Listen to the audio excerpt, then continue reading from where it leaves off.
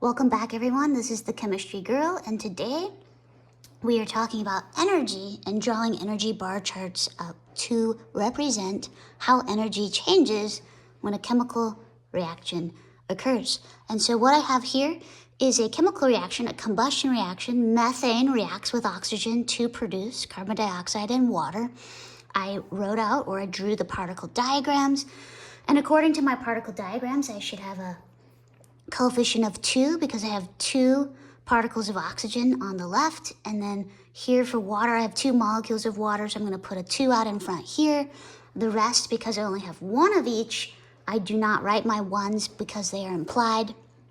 If you need to go back and watch my videos on balancing chemical equations, now would be a good time to do that. But what we're going to talk about today is, well, how is energy actually changing as we go from the reactants to the products? Okay, so the energy of the reactants to the products is actually different. And the reason we know this, so you can think about if this is a match and we light the match on fire, right? The match is burning. That would be a combustion reaction. And so we want to know, is this, so all combustion reactions behave in the same way. So burning is just one example of that. And so if we put our hand up to the flame, we feel heat coming off of the combustion reaction. Heat is coming off of the combustion reaction or being produced. Heat is being produced by fire, by combustion. And so because heat is produced, we can say that heat is a product of the chemical equation. Another word for heat would just be energy. So we could either add heat on the product side or energy, okay? And so the question is, well, just like before, when we balance chemical equations, the number of atoms on the left-hand side has to equal the number of atoms on the right-hand side. We call that the law of conservation of mass, right? Mass has to be conserved. Well, the same thing goes for energy. The amount of energy on the left-hand side has to equal the amount of energy on the right-hand side. And that we call the law of conservation of, you guessed it, energy. So just like the number of atoms on the left has to equal the number of atoms on the right, the amount of energy on the left has to equal the amount of energy on the right. We call that the law of conservation of energy.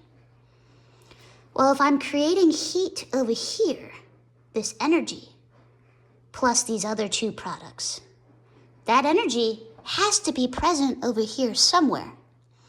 And so we say that that energy is present within the chemical bonds of these reactants. So these reactants are high energy. They have high energy bonds. They have high energy bonds. And these products have low energy bonds. Whoops. They have low energy chemical bonds, but we see that energy is converted into heat energy, and we call that Q, okay, which is a quantity, an amount of energy, also known as Q.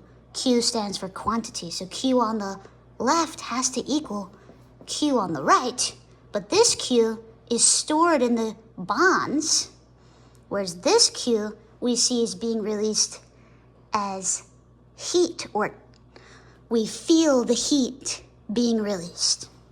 And so to show this in a diagram, we want to show energy being conserved in a diagram. Just like the particle diagrams are a visual way for us to see the law of conservation of mass, we want another diagram to show us the law of conservation of energy. And so I'm going to continue my dotted line down here just for a separation between my reactants and my products. To show this diagram, to diagram the law of conservation of energy, we use this thing called energy bar charts. So that's what I'm going to draw here. And I'm actually going to draw it like this.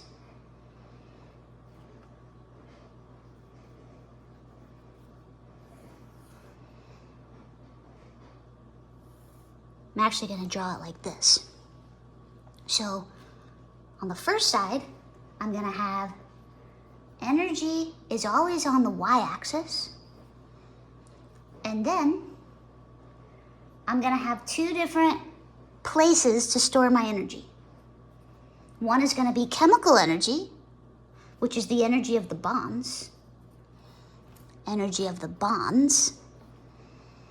The other storage spot is going to be ETH, or thermal energy. And so that's where we're going to see that heat, or we sometimes see it in temperature, but just remember temperature and heat are two different things. And so I'm actually going to draw both of those accounts on each one of these, the chemical energy and the thermal energy.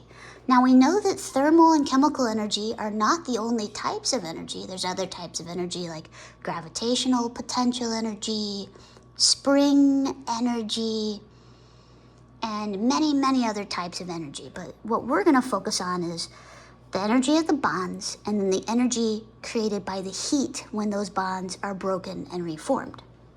And so this is my initial state. I'm going to call this my initial state. And then both of these are going to be my final state, or my products. It's going to be we could even call this one the reactants. And we'll explain how I'm setting this up in just a moment. And so I'm going to use green for energy. And remember how we said that the reactants were high energy bonds? So I'm going to start with a lot of energy for my bonds at the beginning, because we said those are high energy bonds. And I'm going to start with some arbitrary amount of thermal energy. I just put 2 there. You could put 1, you could put 2, you could put 3. It doesn't really matter how much you start with. What matters is what happens as we continue, and how do we show that the amount of energy before is equal to the amount of energy after, and where is that energy going, okay? So I'm going to start like this. And so remember that the reactants have very high energy bonds, and we said that the products have low energy bonds. So I'm going to show in my products, in my chemical energy, I'm going to do each of these chemical energies first. I just want to draw that both of these with less energy, because I know that my reactants had a lot of energy and my products have less energy. I'm not going to worry about the thermal just yet. What I'm trying to show is that from my reactants to my products, my chemical energy has to change. And the only reason I know that these are products is because the chemical energy is different from before to after. And then what I'm going to do is I'm going to redraw my thermal energy just like it was before. But each state must have a conservation of energy. So right now I have 1, 2, 3, 4 energy blocks, whereas before I have 1, 2, 3, 4, 5 energy blocks. And so the question is, where did that last block go? And the answer is, it actually got transferred to the thermal energy. And so I think I forgot to include a circle here. And in this circle, this is actually the circle, and it's actually appropriate that it kind of comes where the dividing line is. This is actually the circle where the chemical reaction occurs. And so what we could write in this circle is E chemical transfers to E thermal. E chemical transfers to E thermal. And so we see that from before to after, the number of boxes is the same. So the energy is conserved, but we just see that we've created products and that those products are hot products. They are hot products, okay? And that actually makes sense because a chemical reaction has occurred. We have new bonds, so our chemical energy before and after has to be different. We also know that because we're burning, those products are very hot, and so our thermal energy has gone up. But now we're not done. In the final section, we see our chemical energies are the same, and that's because the chemical reaction has already occurred, so our products haven't changed. However, this energy, these products are so hot, they start releasing this heat to the environment. And so what we see is that energy that's within the system is actually released to the environment. And so, in our last picture, we have less energy in the last picture, but we've accounted for that energy because we've shown that that energy has left and it has gone to the environment. So we still have 5 boxes. One of those boxes is shown to be leaving. Whenever we see energy going out, we call that an exothermic reaction. And the reason we call it an exothermic reaction is because exo means out and thermic means energy out. Okay, so we would say a combustion reaction is an exothermic reaction because the energy is a product and it has left the system and gone to the environment. And so these energy bar charts are very similar to the particle diagrams. The particle diagrams show us the law of conservation of mass. The energy bar charts show us the law of conservation of energy.